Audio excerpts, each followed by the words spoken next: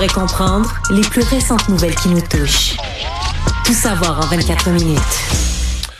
Bon, Alexandre, les conservateurs hier ont vu leur motion battue, donc le gouvernement Trudeau n'est pas renversé, mais là, Pierre Poilievre est pas du genre à lâcher le morceau. Non, on va refaire l'exercice aujourd'hui avec le dépôt d'une autre motion qui devrait être votée au cours de la semaine prochaine, probablement mardi, mais la date qu'il faut absolument enregistrer et entourer sur notre calendrier, c'est le 29 octobre. Pourquoi?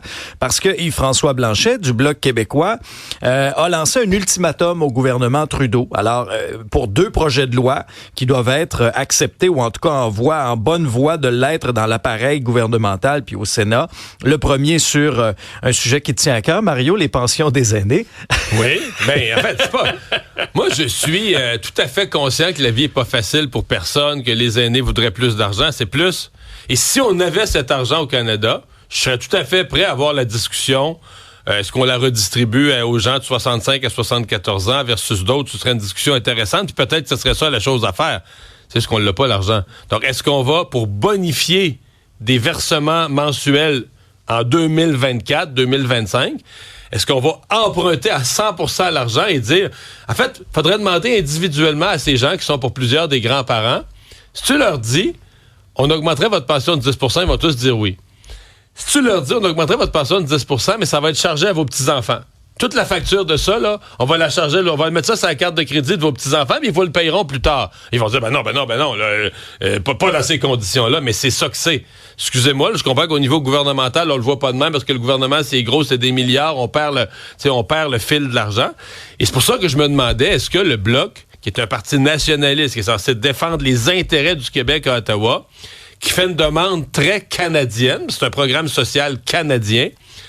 Est-ce que le Bloc fait la bonne demande? Est-ce qu'il n'aurait pas dû plutôt s'accrocher, par exemple, aux demandes de François Legault, pas parce que c'est François Legault, mais du gouvernement du Québec, sur l'immigration, des pouvoirs en immigration, ou des ingérences dans les pouvoirs, ou, par exemple, la décision du fédéral de s'ingérer dans la loi 21 sur la laïcité au niveau de la Cour suprême, de dire, ben garde, c'est ça nos demandes.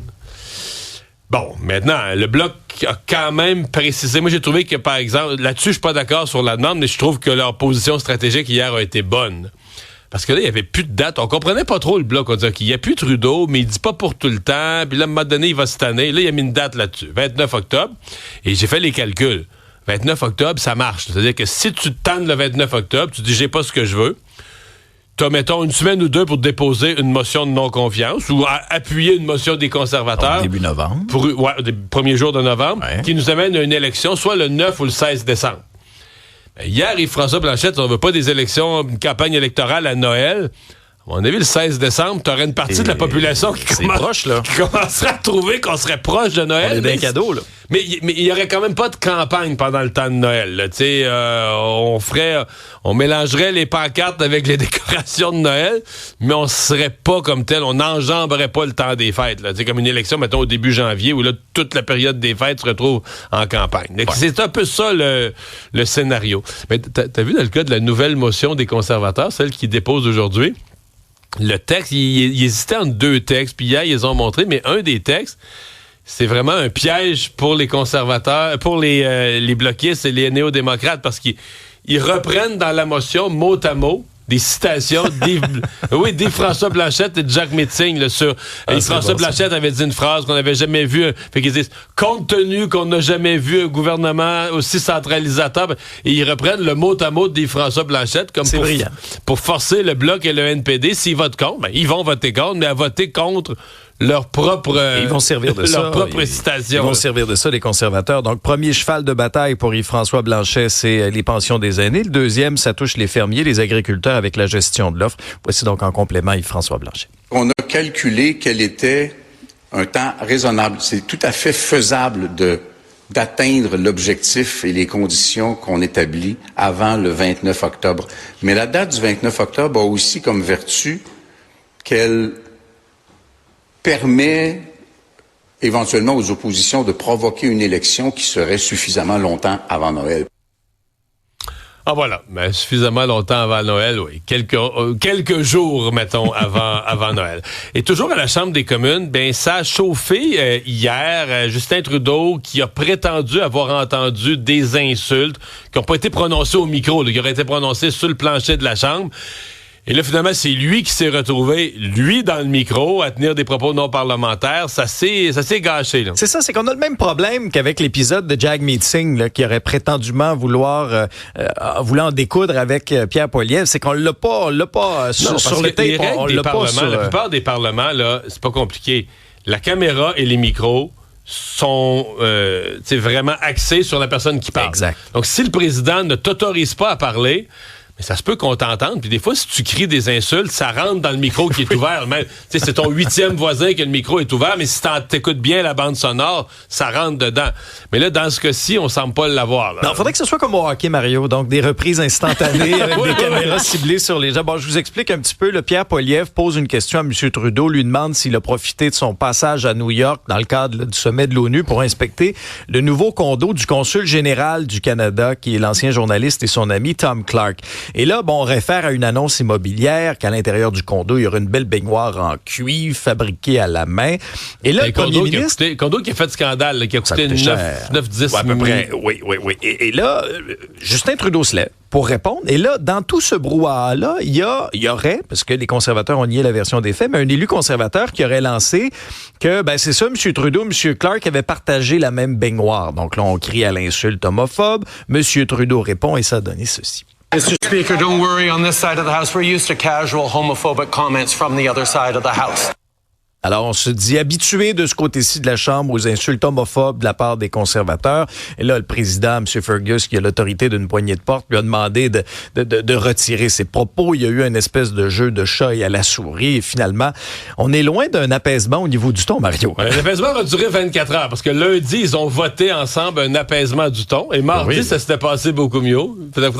Ça prendrait une motion à tous les 2 jours pour remettre l'apaisement à l'ordre du jour. Ceci dit, M. Trudeau, après ça, a dû se calmer, retrouver sa bonne humeur pour accueillir la grande visite. Oui, de la grande visite. Le président français Emmanuel Macron, qui est arrivé à Ottawa hier soir, a soupé avec lui à Rideau Cottage, rencontre aujourd'hui à Ottawa, et ensuite, M. Macron va prendre le chemin de Montréal, non pas à Québec. Ça va se faire à Montréal, cette rencontre-là, avec François Legault et la ministre des Relations internationales et de la francophonie, Martine Biron. On va parler de quoi?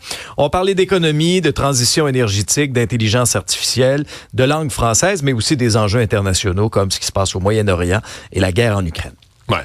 Et on n'a pas précisé, on parle de visite économique. Est-ce qu'il y aura visite d'entreprise au programme de M. Macron? Est-ce qu'il y aura autre chose là, que la rencontre avec M. On est maintenant tellement prudent à cause des questions de sécurité sur ces agendas qu'on n'a souvent pas, les adresses, les lieux exacts. On les a vraiment à la dernière minute.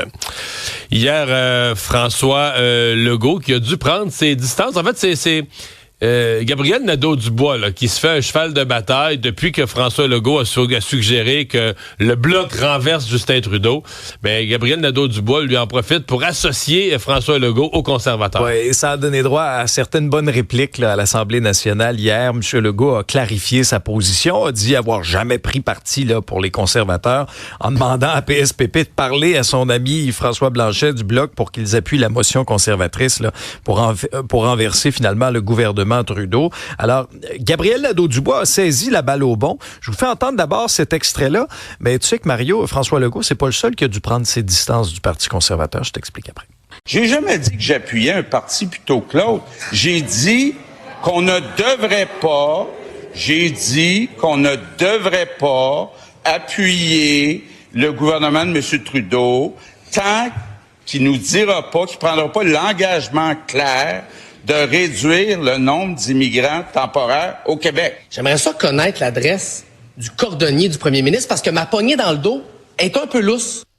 Quand même pas pire. Par contre, Gabriel Nadeau-Dubois, qui fait beaucoup de politique fédérale cette semaine, lui aussi, tout le milieu nationaliste met toujours la pression pour savoir, mais Québec solidaire, d'autres sont de quel bord à Ottawa? Parce qu'ils se disent souverainistes, mais ils semblent pas du tout aimer le Bloc, ils semblent détester le Bloc. Est-ce qu'ils sont des néo-démocrates? Est-ce que les organisateurs de Québec solidaire vont en cachette travailler pour le NPD, pour un parti centralisateur? Donc, tu te dis souverainiste à Québec, mais tu vas travailler pour un parti centralisateur. Gabriel Nadeau-Dubois, très habile, s'en sort toujours en disant « Moi, je me mêle pas de politique fédérale ».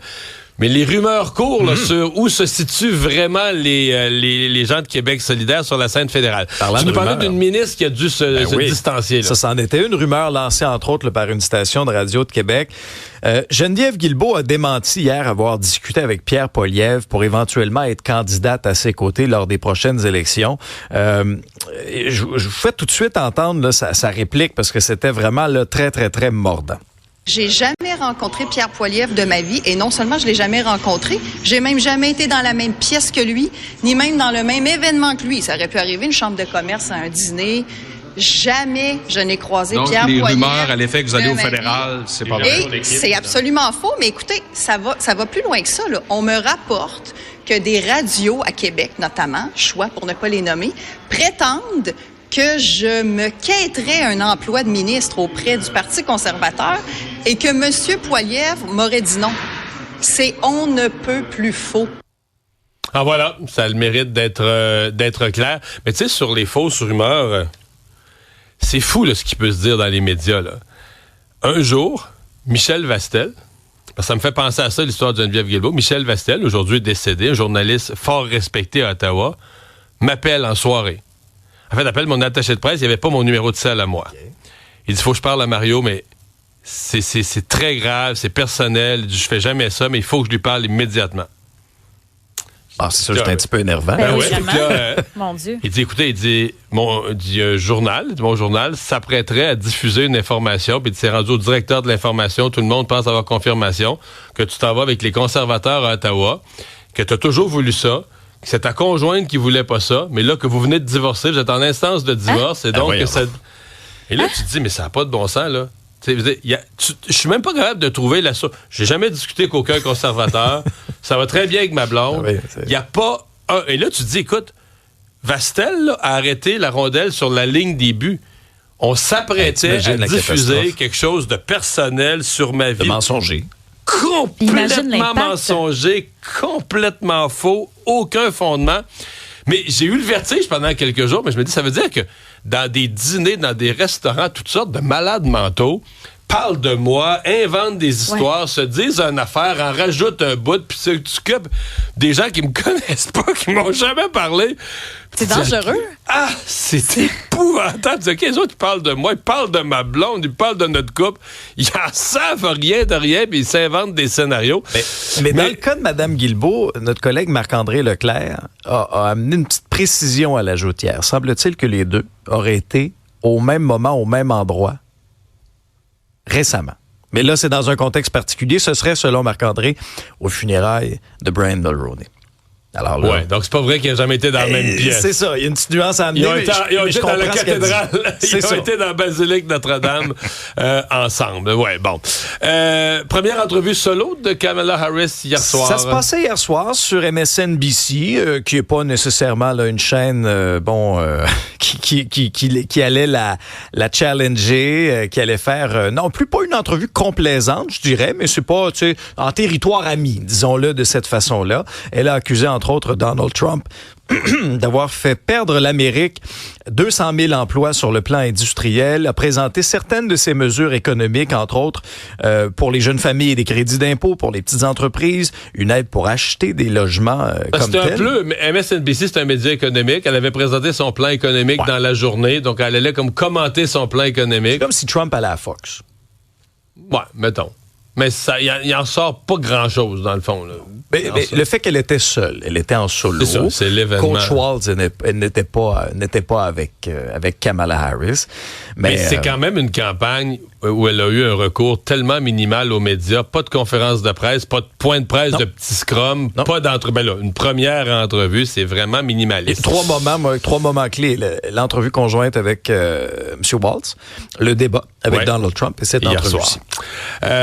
Restons aux États-Unis parce que dans le nord de la Floride, et réglons une chose pour les gens qui connaissent peu la Floride, si vous avez des amis, Fort Lauderdale, Miami, toute la pointe sud, il n'y a pas de danger, il n'y a pas d'ouragan, c'est pas du tout là que ça frappe.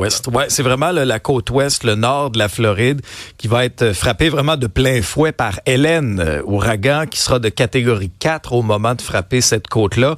Écoutez, quelques chiffres, là, des vents à 193 km/h. On attend 300 mm de pluie. Ça, c'est la pluie de plusieurs mois qui va tomber en l'espace de quelques 12 heures. à 24 heures. Là, Ben oui, des ondes de tempête de 20 pieds. Donc, pour les bâtiments qui sont près de la côte, ça peut être très, très, très dangereux. Il y a 5 États qui ont décrété l'état d'urgence. La Floride, la Géorgie, Caroline du Nord, Caroline du Sud et la Virginie. On a évacué aussi certaines villes là, de la côte ouest de la Floride. Dans le nord de la Floride, puis dans le rond, là, où la Floride devient continentale, au nord-est du golfe du Mexique, il me semble qu'il y a beaucoup de raffineries. Là. Je suis pas spécialiste sur une carte, faudrait que je le revoie au point près, mais c'est un coin qui a des raffineries. Il doit y avoir quand même une certaine inquiétude là, de ce point de vue-là. C'est l'ouragan le plus fort là, de la dernière année aux États-Unis qui touche terre. Puis c'est à cause, entre autres, de la chaleur des eaux dans le golfe du Mexique. Là, l'eau est très, très forte. Puis c'est un carburant. L'eau est chaude, je veux dire. Puis c'est un bon carburant là, pour l'énergie d'un ouragan, malheureusement.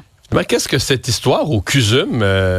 On soigne plus tout le monde ou on veut plus soigner tout le monde? C'est en une du journal ce matin. Fini les tests médicaux au Centre universitaire de santé McGill pour les patients qui sont dans le 450, Mario. Ça touche des examens en échographie, les IRM, les prises de sang. Ce seraient donc des examens maintenant réservés aux patients qui sont déjà suivis à l'hôpital. Et selon le CUSUM, on vise à peu près diminuer en imagerie médicale 10% le nombre de rendez-vous. Ouais, parce que c'est bien connu que les gens dans le 450 sont très bien dans les pires régions. Là. Laurentides, Laval, Rive-Sud. La banlieue de Montréal, c'est la région la plus mal desservie. Si en plus les hôpitaux montréalais se mettent à dire aux gens de la banlieue, vous avez plus le droit de venir. Alors, tu comprends que les médecins de famille déchirent leur chemise, on juge la mesure discriminatoire, que ça va à l'encontre de la loi là qui prévoit qu'un patient peut être soigné où il veut, pas quand il veut, mais où il veut. Oui, c'est bien dit. Alors, c'est sûr, ça fait grand bruit, cette mesure-là là, du CUSUM. Isabelle, Spike Lee, qui est à Montréal, ou sera à Montréal? Il est à Montréal. Hier, c'était un échange avec Fabienne Collat à l'Olympia parce que c'est le président d'honneur cette année du Festival international du film Black de Montréal. Puis il a été choisi parce que ça fait à peu près 4 fois qu'il participe au festival en 20 ans. Puis ils se sont dit, pour le célébrer, ce serait une belle occasion qu'il soit sur place. C'est un festival qui met en lumière tous ceux et celles qui brillent devant et derrière la caméra des afro-descendants. Alors lui, c'est important parce que la relève est au cœur de ce festival-là qui est présenté à Montréal jusqu'à dimanche. Et tout le monde lui a parlé de son implication politique parce qu'il s'implique énormément dans la campagne de Kamala Harris présentement. Il a ramassé énormément d'argent. Pour lui, c'est important de s'impliquer. Et il en parlait hier à TVA Nouvelle parce que pour lui, c'est important, oui, mais il garde quand même une touche d'humour à travers ça.